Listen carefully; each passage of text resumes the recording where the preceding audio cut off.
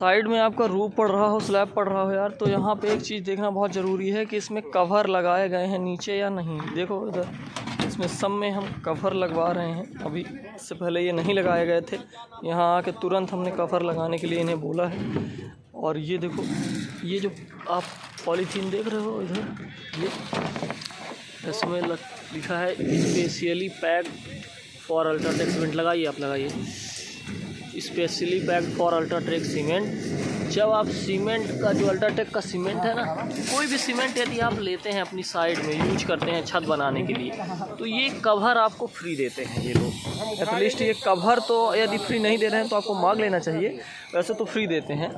तो इधर देखो आप, पूरी स्लैब में ये 20 mm का कवर लग रहा है। ये हमारी रूफ स्लैब है और रूफ स्लैब में हमें जो मिनिमम कवर देना चाहिए वो 20 mm होता है।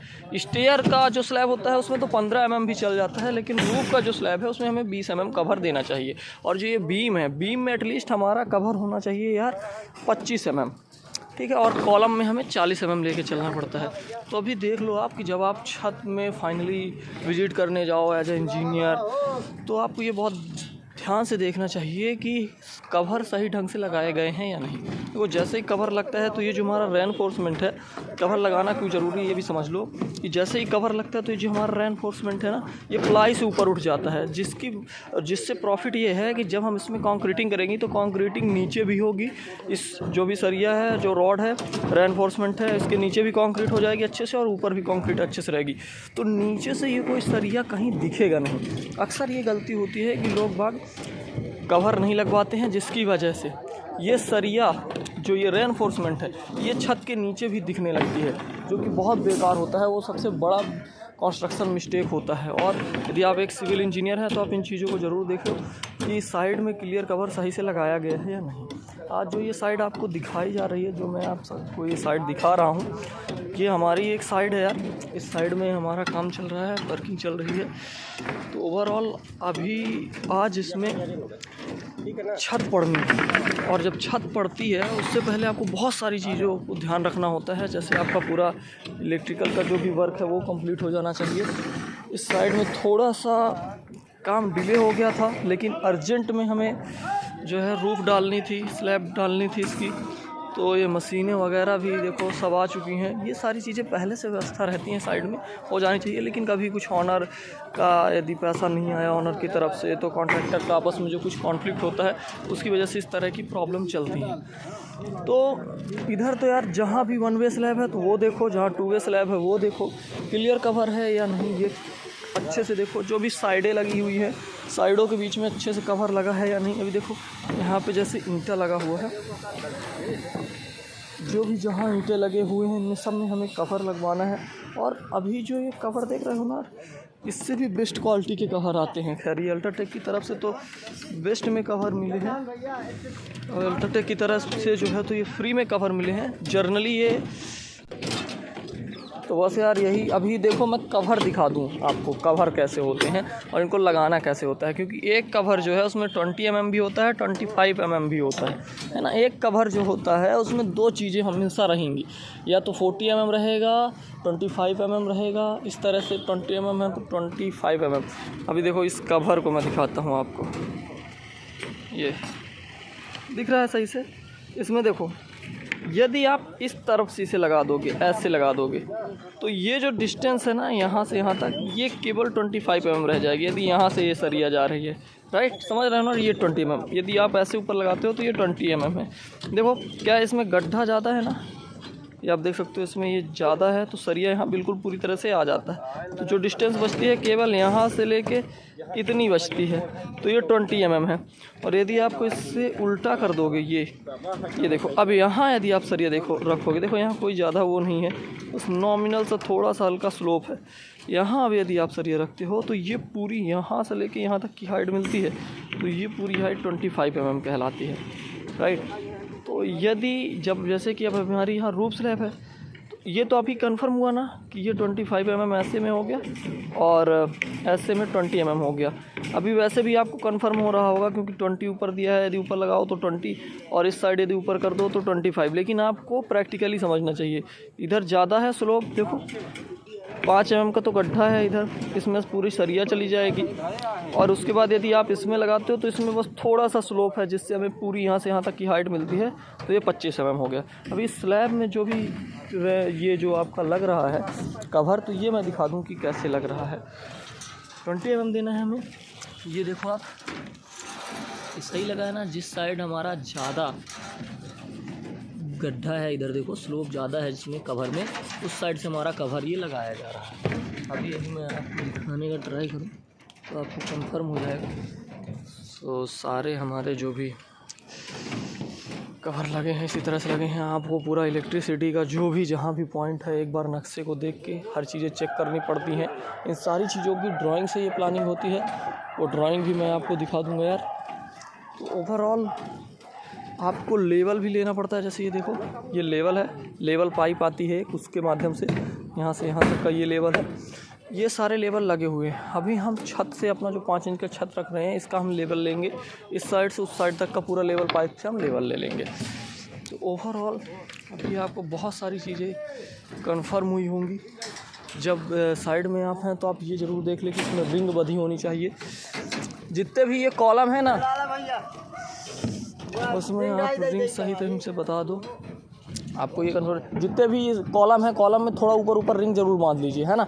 चाहे तो एक मास्टर रिंग बांध लीजिएगा यहाँ ऊपर, तो क्या है कि वो व्यवस्थित रहेंगे सही ढंग से अपनी अपनी जगह पे। तो जब आप साइड में हो या जब साइड इंजीनियर वर्क कर रहे हो या आप सुपरविजन में आए हों, तो ये चीज़ ज़रूर ध्यान रखें। जैसे देखो, जो भी कॉलम दिए गए हैं तो यहाँ से कोई रिंग नहीं लगी हुई है। अक्सर ये गलतियाँ होती हैं साइड में, यहाँ भी कोई रिंग नहीं दी गई है, जबकि वहाँ से ही रिंग बंध जानी चाहिए। अब बीम चली गई, रिंग बांधना इतना आसान नहीं होता, लेकिन फिर भी ये बांधेंगे, उनको हमने बोला है। और यहाँ पे आप एक थोड़ी सी हाइट में जाके एक मास्टर रिंग दिलवा दो। उससे क्या है कि जितनी भी ये रेनफोर्समेंट है आपके कॉलम की, इनकी स्पेसिंग सेम रहती है, ये इधर उधर नहीं होते हैं। नहीं तो अक्सर क्या होता है कि जब आप कंक्रीटिंग कर देते हो, जाम हो जाता है, तो फिर आप उसको सही नहीं कर सकते हो। अभी देखो यहाँ पे ये सरिया, इस तरह के ये मिस्टेक होते हैं बीम की वजह से। वो सरिया पूरी तरह से बेंड होके इसमें आ गई है ना। तो अभी ही इसे रिंग बांध के सही किया जाना है। यहाँ रिंग बांध के जितनी भी सरिया सबको सही करेंगे ताकि ये अपने सही पोजीशन में आ जाए। तो बीम, कॉलम, स्लैब की सरिया, 2 वे, 1 वे, क्लियर कवर, इलेक्ट्रिसिटी, ये सारी चीज़ें जो आपकी हिडन बीम होती हैं, जो टॉप बीम होती हैं, इन सब के बारे में आपको देखना होता है। अभी मैं आपको हिडन बीम भी दिखा दूँ साइड में कैसे दी जाती है। जैसे ये जितनी बीम है, देखो ये जो बीम है, ये हमारी कौन सी बीम हुई? ये हमारी हुई टॉप बीम, जो नीचे से दिखेगी। यदि ये आप बीम देखोगे तो ये नीचे से दिखेगी, जो नीचे वाला फ्लोर होगा। और आपको बता दूं, ये कॉलम टू कॉलम कनेक्ट है ना। ये बीम देखो, इधर कॉलम है, इधर भी कॉलम है, ये कॉलम टू कॉलम कनेक्ट है। ये बीम है प्राइमरी बीम। अभी यहाँ पे जो बीम आपको दिख रही है जाती हुई, देखो ये जो बीम जाती हुई दिख रही है, जैसे ये यहाँ से यहाँ तक गई है बीम, तो ये भी ये सेकेंडरी बीम हो गई। ये यहाँ से यहाँ तक गई है बीम, ये भी सेकेंडरी बीम हो गई। तो जो बीम टू बीम जाएगी बीम, वो सेकेंडरी बीम है, और जो कॉलम टू कॉलम जाएगी वो प्राइमरी बीम है। और जो बीम कॉलम टू बीम जाएगी वो भी सेकेंडरी बीम होगी। अब हम हिडन बीम कैसे देते हैं, और हिडन बीम को चोर बीम भी बोला जाता है, वो आज यहाँ से कंफर्म देख लो। ये देखो, ये हिडन बीम है। ये हमारा पूरा इतना ओपन एरिया रहने वाला है, और यहाँ पे एक हिडन बीम दी गई है, दिख रहा है। ये देखो, ये 2.5 इंच से 3 इंच की होती है। 1 इंच कवर मिल जाता है, करीब 2.5 इंच ही रखी जाती है। इसका जो आप ये स्टीरअप देख रहे हो ना, जो रिंग्स हैं, ये 2.5 इंच रखी जाती हैं। तो ये 2.5 बाई 7 की अपनी एक हिडन बीम हो गई। तो हिडन बीम देने का मतलब जहाँ पे 4 इंच की हमें वॉल लेना है, जैसे यहाँ पे एक टॉयलेट रहने वाला है, बाथ रहने वाला है, तो ये एक हिडन बीम हो गई यार। इन सारी चीज़ों को साइड में मैं जो भी बताया आपको, आई थिंक काफ़ी कुछ जानने को मिला होगा। जितना भी आप डाउन एरिया देख रहे हो, ये पूरा संक है, यहाँ टॉयलेट होने वाली है। तो जो भी टॉयलेट की पाइप वगैरह है, तो जब हमारा ये पूरा काम हो जाएगा फिटिंग वगैरह, तो हमारी कोई भी सीट जो है टॉयलेट की ना, वो ऊपर नहीं होगी। नहीं, अक्सर आप देखते हो यदि आप पूरा करवा दो तो फिर उसे ऊपर उठवाना पड़ता है 6 इंच के आसपास। तो ये ना हो, इसलिए ये संक रखा जाता है। ये डक्ट है यार, यहाँ से पूरी टॉयलेट की पाइप बाहर भी जाएंगे, साथ में प्रकाश भी आएगा। और एक जो चीज़ आप कंफर्म करो साइड में, वो ये है कि जो ये कॉलम है, जैसे इसमें देखो, यहाँ पे तो 12-12 की हैं अपनी जो भी बीम है, मतलब 12-12 mm का सरिया है जो यहाँ पे रिंग बंधेगी। तो कॉलम के पास में जो सपोर्ट है वहाँ पास रिंग होनी चाहिए। मिडिल स्पान में थोड़ी दूर भी होगी तो चल जाएगी।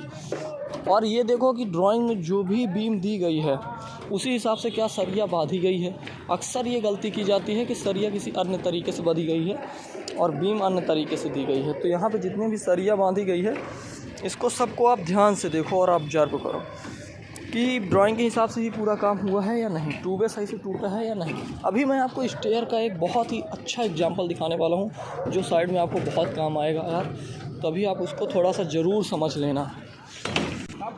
ये देखो हम स्टेयर में आए हैं, ये पहला स्टेप अपना कंप्लीट है, दूसरा स्टेप कंप्लीट है। तीसरे स्टेप के लिए हमारी तीसरी लैंडिंग के लिए जो सरिया निकली है तो इसमें क्या है यार, अभी तक तो जैसे वहाँ सरिया निकली थी तो हमने उतनी सरिया काट के वहाँ पर बांध ली, लेकिन जब इसकी सरिया बंधेगी तो ऐसा नहीं होगा कि आप यहाँ से सरिया काटो और यहाँ तक चढ़ा दो। जो इस वाले का आप पूरा स्लोप दे रहे हो, जिस तरीके से इसका टूबे आप बंधवा रहे हो, इस टूबे में जो सरिया लगने वाली इस टूबे के साथ ही पूरा देखो यहाँ से लेके इस पूरे रूम के साथ ही ये सरिया इतना आगे बढ़ा के रखो कि वो पूरी सरिया उसी में स्टेयर वाली सरिया में अटैच हो जाए।